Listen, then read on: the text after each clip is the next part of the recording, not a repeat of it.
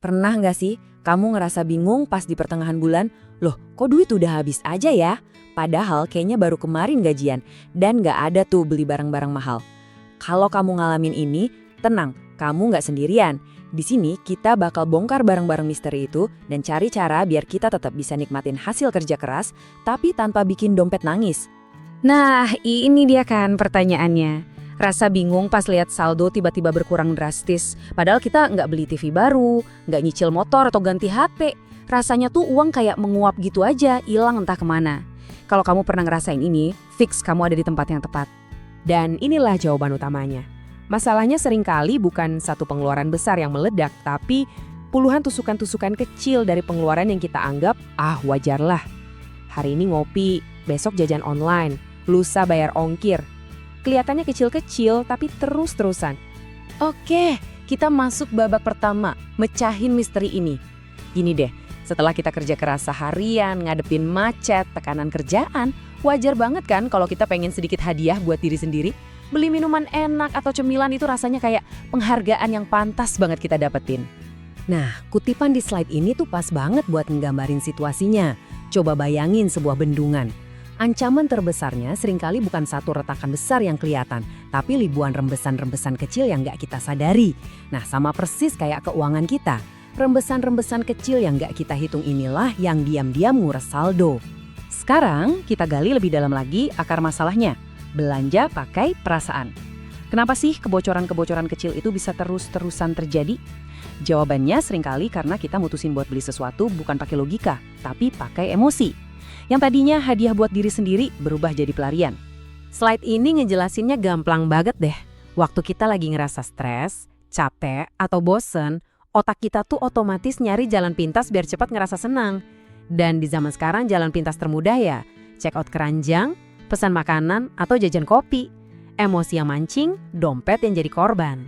Jadi poin kuncinya di sini, cuma berharap semoga uangnya cukup bulan ini itu bukan sebuah strategi.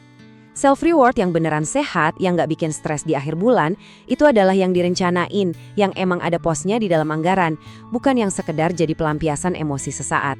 Oke, sekarang waktunya kita berhenti ngira-ngira dan mulai lihat angka yang sebenarnya. Di bagian ini kita bakal jadi detektif buat keuangan kita sendiri. Kita bakal cari tahu di mana aja sih sebenarnya kebocoran-kebocoran halus itu terjadi. Siap? Coba kita lihat contoh di slide ini. Ini pola yang umum banget loh. Ngopi kekinian beberapa kali seminggu, pesan makanan online pas lagi capek, check out barang-barang kecil dari marketplace. Belum lagi ditambah ongkir dan biaya-biaya tambahan lainnya.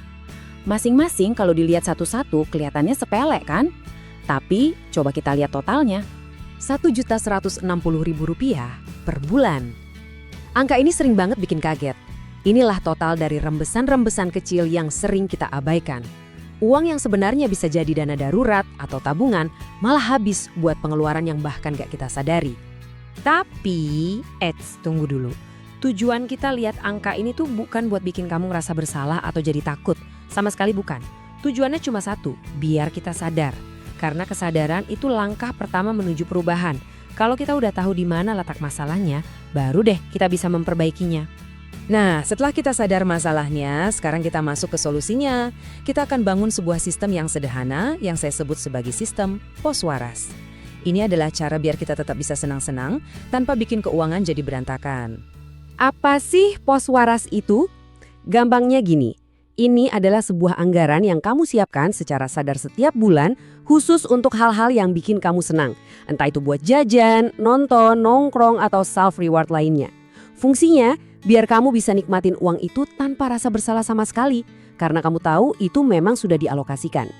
Terus, gimana cara nentuin angkanya? Lihat urutan prioritas ini. Selalu dahulukan kebutuhan pokok, makan, transportasi, tempat tinggal. Lalu, bayar semua kewajiban dan tagihan. Setelah itu, sisihkan buat tabungan dan dana darurat.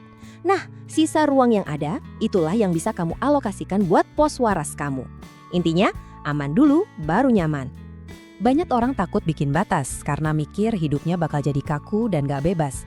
Padahal kebalikannya loh, justru batas inilah yang ngasih kamu kebebasan buat nikmatin hiburan tanpa rasa khawatir. Batas ini bukan penjara, tapi pagar pengaman yang ngejaga kamu tetap di jalur yang aman. Oke, selain pos waras, ada alat praktis kedua nih, namanya aturan 48 jam. Ini adalah filter yang ampuh banget buat ngelawan dorongan belanja impulsif yang sering dipicu emosi atau diskon kilat.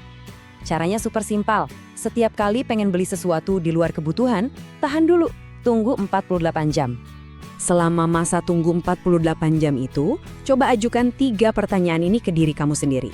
Pertama, aku beneran butuh ini atau aku cuma lagi pengen ngerasa senang sesaat? Kedua, cek lagi budget di pos waras masih ada nggak? Ketiga, barang ini nantinya bakal bener-bener kepake atau cuma bakal jadi pajangan setelah euforia belinya hilang? 3 pertanyaan ini bisa nyelamatin kamu dari banyak penyesalan. Kita masuk ke bagian terakhir, senang tanpa bersalah. Yuk kita perluas definisi dari self-reward. Karena bahagia dan pulih itu nggak harus selalu identik dengan ngeluarin uang. Ada banyak banget cara buat ngerasa senang tanpa harus ngerusak isi dompet.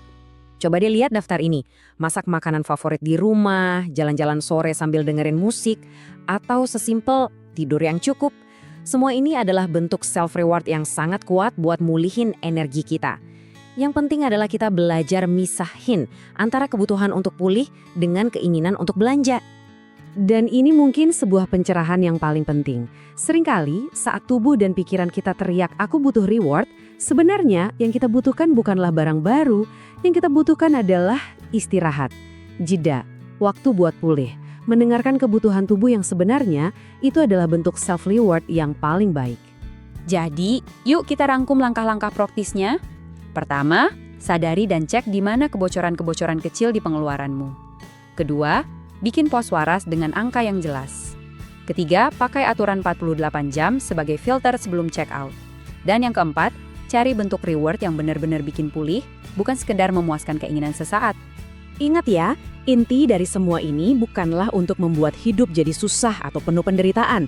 Justru sebaliknya, tujuan kita adalah menciptakan sebuah sistem yang membuat hidup kita jadi lebih tenang, baik hari ini maupun di masa depan. Senang di awal bulan, tapi tetap tenang di akhir bulan. Sebagai penutup, saya mau kasih kamu satu pertanyaan aksi. Nggak perlu dijawab di sini, tapi coba jawab untuk dirimu sendiri. Mulai bulan depan, berapa angka yang akan kamu tetapkan untuk pos warasmu? Nggak perlu sempurna kok. Yang penting, kamu mulai membuat batas. Karena dari situlah kebiasaan finansial yang sehat mulai terbentuk.